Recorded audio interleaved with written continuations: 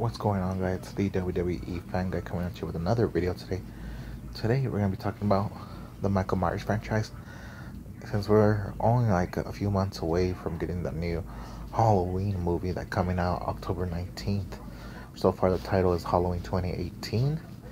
We're getting back Laurie Strode. We're getting I forgot the guy's name, but we are getting the original Michael Myers guy that's gonna play him. I don't think he's gonna do his stunt doubles. I think we're getting the guy that's gonna do his stunt doubles. We are getting the original guy, and then we are getting John Carpenter. That's gonna have somewhat a part of this movie. I think he's gonna do the score of this movie, which I very love, and yeah, just can't wait. That movie's gonna take place 40 years after the first one, after the first original movie. So that's pretty much not gonna duplicate the other sequels, the other franchise, which turned into a franchise in the Halloween franchise, and yeah, so they're pretty much gonna erase all those movies. So there's pretty much just gonna be the original and the movie that's coming out this October, which I really like. It's hopefully we see that same eerie feel, same mysterious feel. So yeah, we're gonna do this franchise some justice, or we're gonna do some. We're gonna do my top 10 worst to best Halloween movies. We're gonna do from all the way the worst to all the way to the best, because there's some bad Halloween movies. I'm not gonna say the movies are perfect, but there's some movies that were pretty bad. Starting with number 10, which is the worst one, Halloween Resurrection. I don't hate this more than others. I feel like this movie is more of a guilty pleasure, because this movie was probably I think this movie came out around 2002, around there, and I think it was around Halloween time, October, and I think they were pretty much bringing around found footage, which pretty much to the was getting that stardom, was starting to get big during that time after the success of Blair Witch. After that success, they wanted to bring him to the Michael Myers franchise. See if that succeeded, which I like. I'm glad they're going in a different direction and they're being very creative with the movie during that time, which I give them props for. But the silly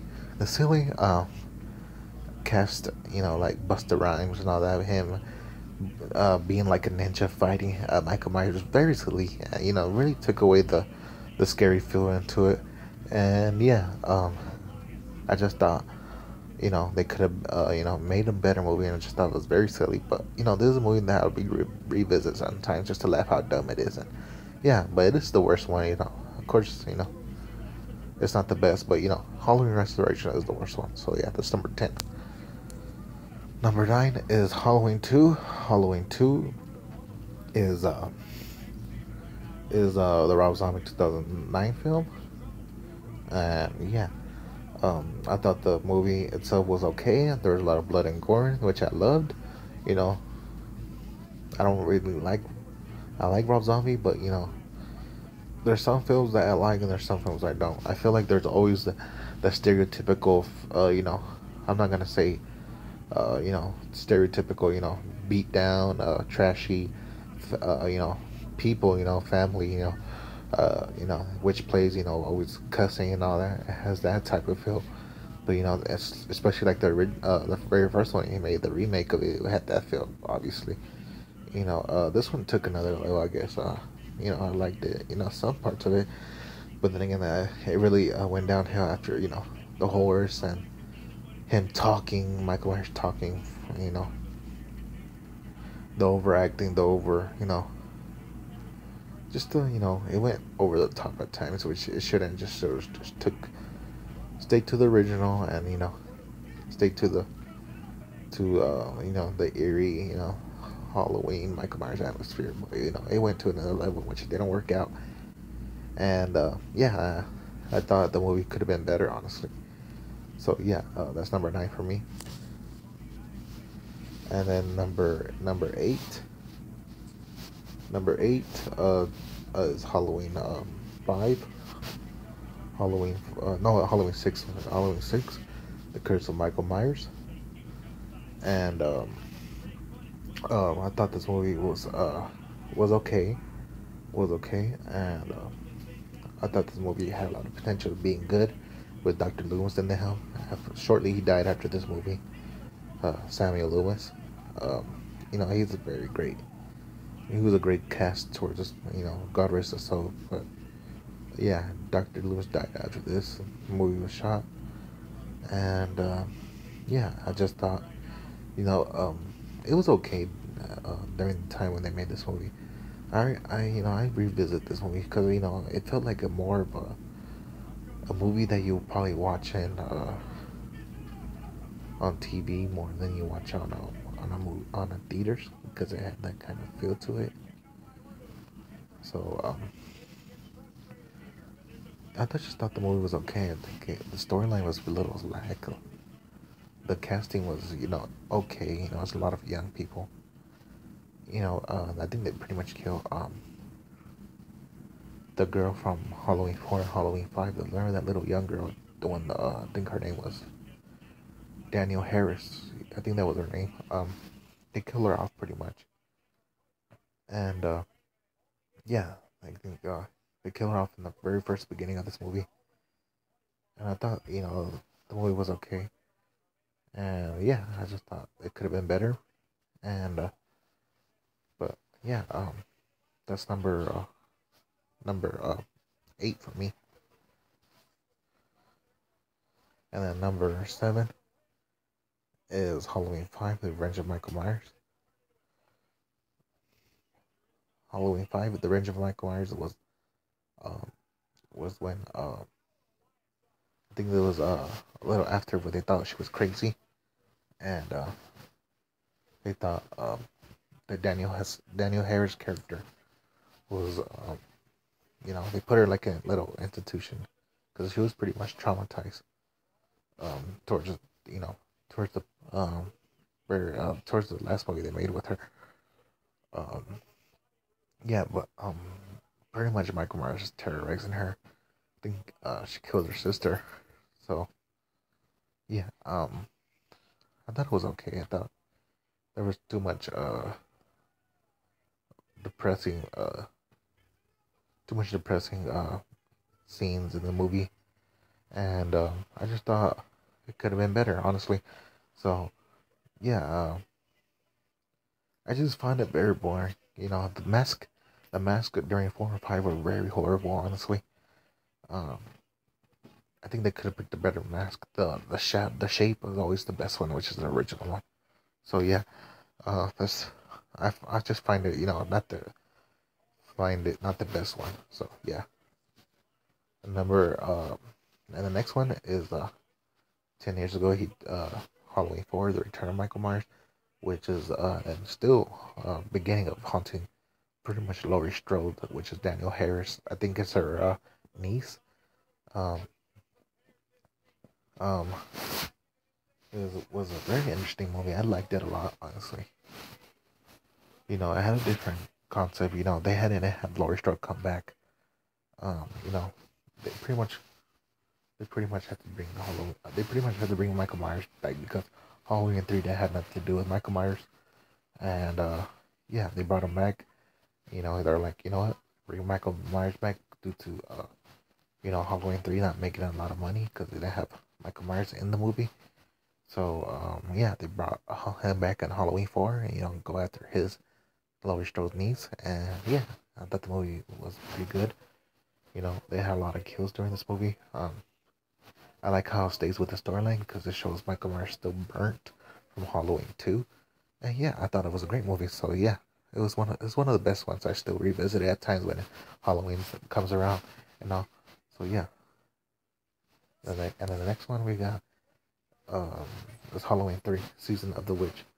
If this didn't have the Halloween name on it and it would just call it Season of the Witch or a different title of the movie, um, I would I would I would think